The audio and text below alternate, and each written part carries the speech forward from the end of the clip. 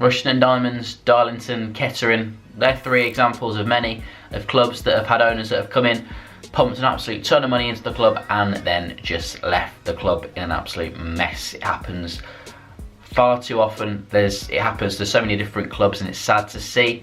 Could we be about to see another situation like this at Eastleigh? Eastleigh is a club that Stewart Donald became part of back in 2011. He became the owner and the chairman back in 2012. So essentially he's been there 6 years. He took over the club when they were in the National League South, then known as the Conference South. Got them up to the National League, but that's as far as he's got them. Now, he actually admitted earlier this year that he has naively tried to essentially buy their way into the Football League to try and achieve his goal of getting the club to the Championship.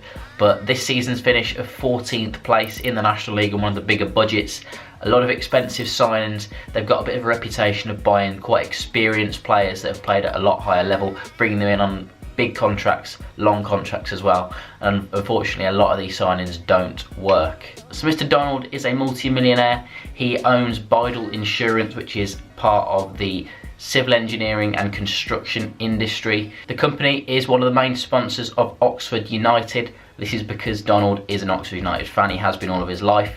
He has quite a big involvement in the club. He, a few years ago, bought a 10% share of the club, which was basically the maximum amount that he could buy and still retain the ownership of Eastleigh, because you essentially can't own two separate clubs in the English pyramid without it causing some sort of conflict. So that was all that he was allowed to do. He was also part of a consortium to buy Oxford United back in 2014, but that unfortunately failed. He's said to have invested around £7 million in the 6 years that he has owned Eastleigh. That is a crazy amount of money.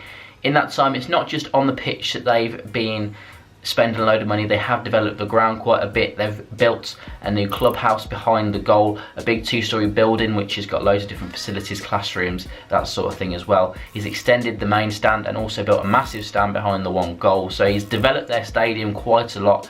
Also, he stated that the club's revenue has massively increased from 500,000 when he came back in 2011, now to around 2.6 to 2.7 million pounds at present. So that's a good thing that he's done to the club. And he's also said that he will only sell the club to someone that has got the best interests of the club at heart. He's also going to leave the club completely free of debt, and he is going to essentially give the club away for free. He doesn't want any money for it. Now, the reason that he has decided to leave Eastleigh is because he is part of an international consortium that is going to go and buy Sunderland. Sunderland dropped out of the Premier League the season before last after a few years of struggling to survive in the league. Then they've got straight down to League One this season, an abysmal season in the Championship, and there's a big rebuild job needed to happen at the club. Now, Donald, he's said to have a net worth of around about £8.4 million. That's according to Companies Check. And as part of this international consortium, he will become the owner and chairman, taking over from the previous owner and chairman, which was Ellis Short, who's invested a crazy amount of money in the club during his time there. Around about £200 million he's invested into that club, which is far beyond what Donald currently has. But that money that Ellis Short has invested, it's not been particularly well spent. Obviously, they've just stayed in the Premier League for a few years in relegation fights, just about scraped up in the last 2 years. It's been an absolute car crash down to League One in a stadium that holds 49,000 fans.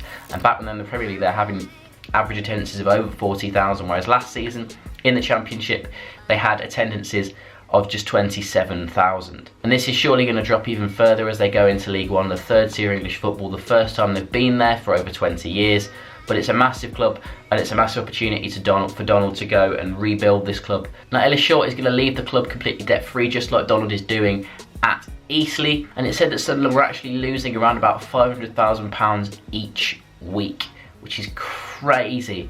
And this shortfall was paid for by Ellis Short just to keep the club alive. But anyway, let me know what you think of this whole situation in the comment section down below. Do you think that Stewart Donald should be allowed to go and sell Eastleigh just to move up the leagues to the League One side, Sunderland? Do you think that he'll have success there? And also, what do you think will happen to Eastleigh? Could this be the start of a downfall? So many clubs do struggle once their backer has left that's been there for such a long time. Do Eastleigh have the fan base or the infrastructure behind them to sustain this and to survive and to carry on being a National League club? or they drop down through the leagues. Let me know what you think in the comment section down below. But yeah, if you enjoyed this video, remember to hit that like button and click that subscribe button to stay up to date with more situations like this one. And thanks for watching.